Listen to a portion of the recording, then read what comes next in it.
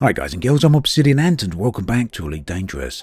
As we know, the beta for Chapter 1 of Season 3 is set to release on Thursday the 25th of January. This is going to be an open beta available to all PC and Mac players. Now, leading up to that date, Frontier are revealing details on their live stream of the update and giving players a brief look of what we can expect. Some of the new details that they went into today and that I will talk about in this video include crime and punishment changes as well as the new wing mission system. So crime and punishment changes were detailed quite a few months back, however this really is the first chance we've had to see them in action. In addition to that, it feels like a good time to take a very quick look at these and go over them again. So essentially, there are a number of fairly big changes coming to crime and punishment, and these could be bullet pointed in a number of lines here. Bounties will no longer go dormant, fines will not mature into bounties, wanted status will no longer apply to the player but instead will apply to the ship that the crime took place in, and wanted players, when they die, will spawn at a detention facility. Now those are the main points, but let's go into a little more detail as we see all that in action.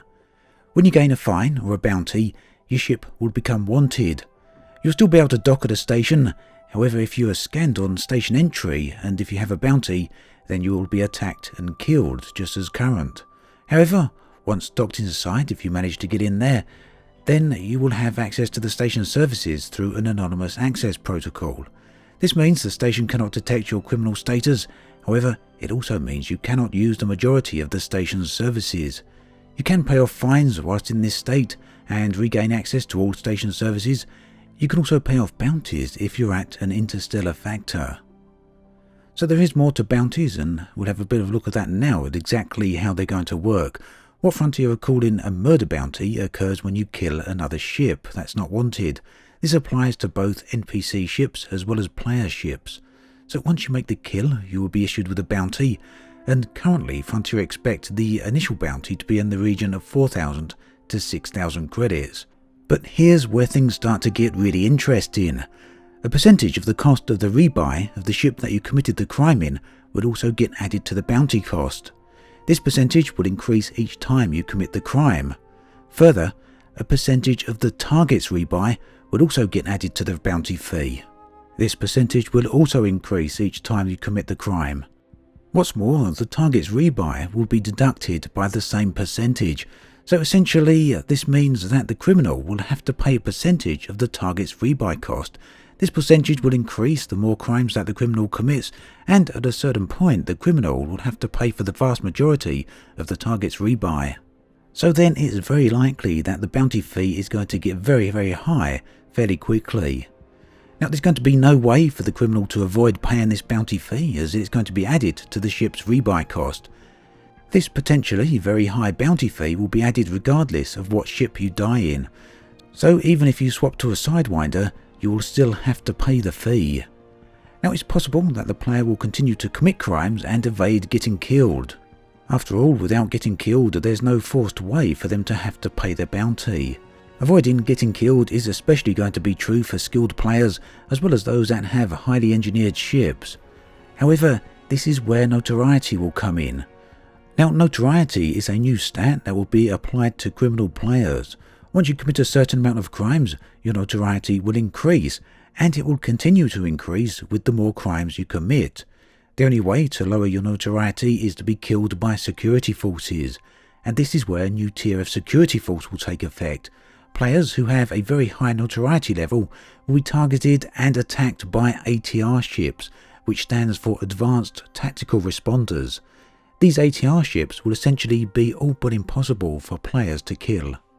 So dying really is something that Frontier seem to want to make an inevitability for criminal players, and when they do die they will have to pay their bounty in order to get access to their ship again. If they can't afford to pay this, they will unfortunately either have to lose their loan, use other ships to pay off, or go bankrupt. Unfortunately, we can't see the breakdown of the fees right here due to the two guys sitting right there in front of them. The Detention Facility is a mega ship, and these are dotted in various places throughout inhabited space. Now, power play based PvP and PvE is more or less exempt from most of these changes. This allows players from one power to attack players from another power under the flag of war, so to speak, and they won't have to worry about being issued bounties or suffer from criminal penalties. Now, all of this is certainly very much about punishment of the player. So whilst Frontier want the Elite Galaxy to remain a harsh place, they feel that the criminal players are basically getting off far too lightly at the moment, and there are far too many avenues for them to escape or exploit their way out of paying bounties. So these changes then are here to address that.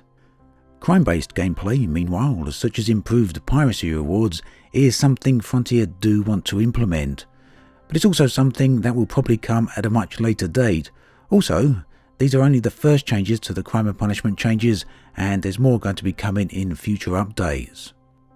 So the other large aspect of Chapter 1 that Frontier talked about today were wing missions. Wing missions are potentially a real game changer for Elite. They're something that players have wanted since day one, and I think it's really fair to say that wing missions really should have been in the game since the first moment that wings arrived. At any rate, wing missions are coming in Chapter 1, and there are a number of interface changes that will be coming which will allow players to share both missions and rewards. So the way this is going to work is that when you're looking at the mission board, you'll see that some missions, but not all, will have a new icon next to them. These are going to be wing-based missions that a player can accept and then share with the wing. Now each player in the wing can share a single wing mission, meaning that a wing of 4 players can have 4 active shared missions. Frontier demonstrated a delivery mission and their live stream, which used a new cargo hub system. So basically, the way delivery missions work right now is that when a player accepts a delivery mission, the cargo is automatically placed into the player's cargo hold.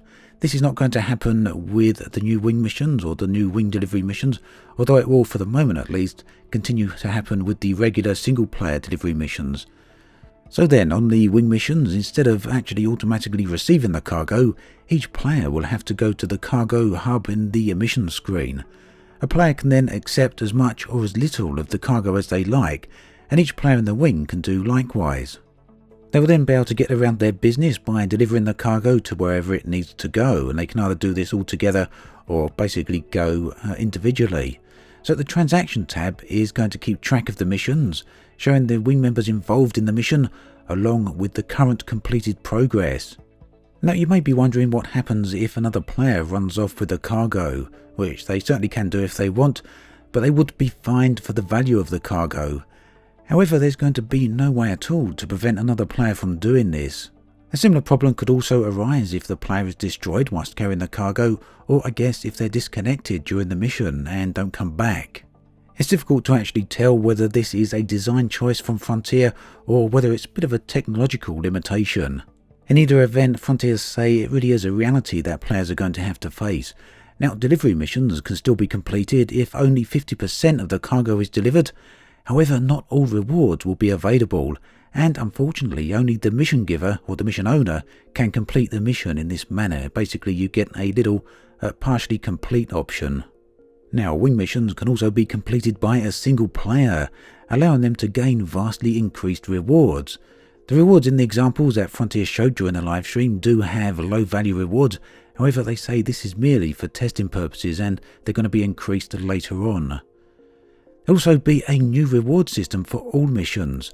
When a player completes a mission, they won't just get a credit reward or whatever the other default reward is.